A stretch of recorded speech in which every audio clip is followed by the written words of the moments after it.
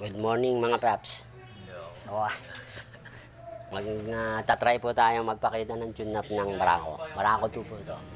Unang-una, magbubukas kayo nitong cover ng timing chain at saka cover ng valve. Yan. At tapos, itatapat nyo yung tinatawag na top dead center. Makikita nyo dito, may guhit siya at saka tuldok. Ayan. Ayan, guhit na yan. At saka yung tuldok dito. Top dead na po yan. Pag na-top dead nyo na, sukatin nyo ngayon yung tune up.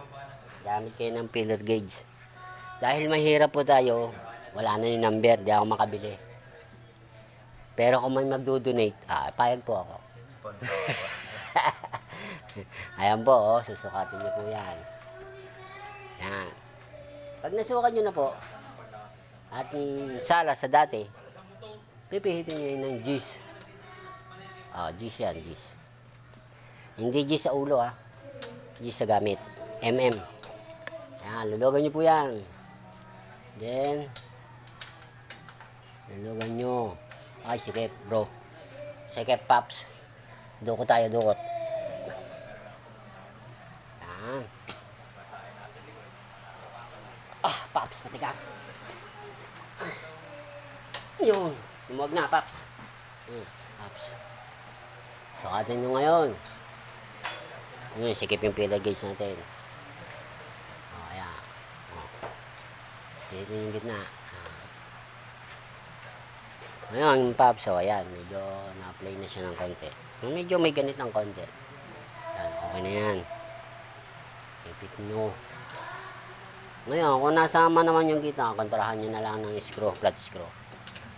Ngayon, ito naman hindi na sama, okay lang yan. Kung ako mag-tune up ng Barako, G's at saka 13. Sikreto lang yun. Ngayon, hindi na sikreto. Ngayon, hindi na sikreto sa mga makakanood.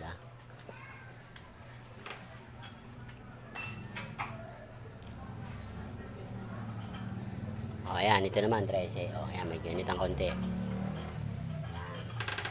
Pero sa lugar lang namin ito, sa lugar ng Nagkarlan. Pero sa ibang lugar, iba't iba ang gamit ng tune up. Mga gamit ng kabatagan na takbuhan, iba rin ang tune up. Ayan po.